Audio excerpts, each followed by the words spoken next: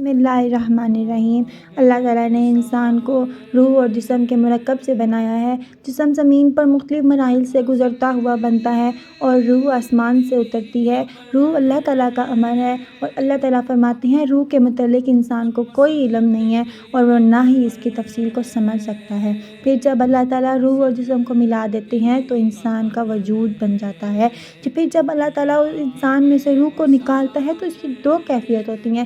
ہر انسان کو دو کیفیت دیکھنی پڑتی ہیں۔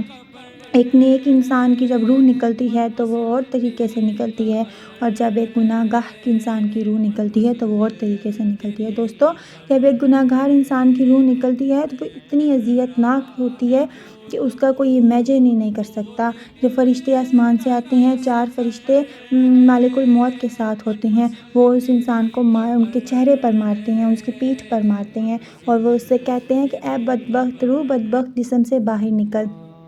جب وہ اس کو لے کر اور وہ اس ٹائم پیچھے ہٹ رہا ہوتا ہے، وہ انسان کہہ رہا ہوتا ہے کہ اے اللہ مجھے تھوڑی سی مہلت اور دے دے، میں نیک مسلمان بن جاؤں گا، لیکن اس کا اس وقت ختم ہو جاتا ہے۔ جب فرشتے اس کی روح نکال کر آسمان پہ لے کے جاتے ہیں تو وہ آسمان پہ موجود فرشتے پوچھتے ہیں کون آیا ہے، تو وہ کہتے ہیں فلاں کا فلاں بیٹا آیا ہے۔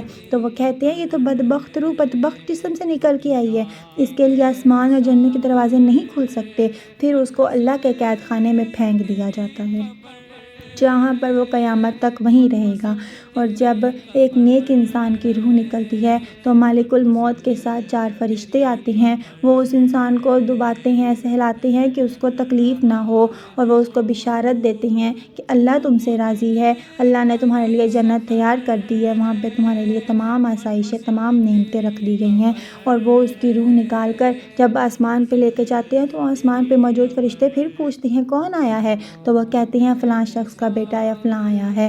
تو وہ کہتے ہیں یہ تو وہ نیک روح نیک جسم سے نکل کے آئی ہے، تو اس کو تمام آسمان کے فرشتے اس کا استقبال کرتے ہیں اور وہ ایک آسمان سے دوسرے آسمان سے تمام آسمانوں کا سفر طے کرتے ہوئے اللہ کے عرش کے نیچے پہنچ جاتی ہے اور وہاں پہ اللہ کو سجدہ کرتی ہے۔ تو اللہ تعالیٰ فرماتے ہیں کہ تو نے اپنے رب کو راضی کیا، اور اس کو جنت میں بھیج دیا جاتا ہے۔ اللہ تعالیٰ کے 7 آسمان میں ویٹنگ رومز بنے ہوئے ہیں، جہاں پہ ہر کوئی اپنے درجے کے مطابق وہاں پہ رہائش اس کی ہوگی اور وہ قیامت تک پھر وہیں رہے گا۔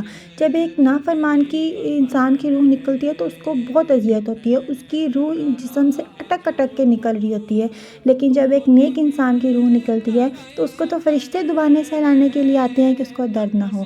تو میرے دوستو، اس کو آگے شیئر کریں، اگر آپ کی وجہ سے کوئی نیک عمل کرتا ہے تو آپ کو برابر کا ثواب ملے گا۔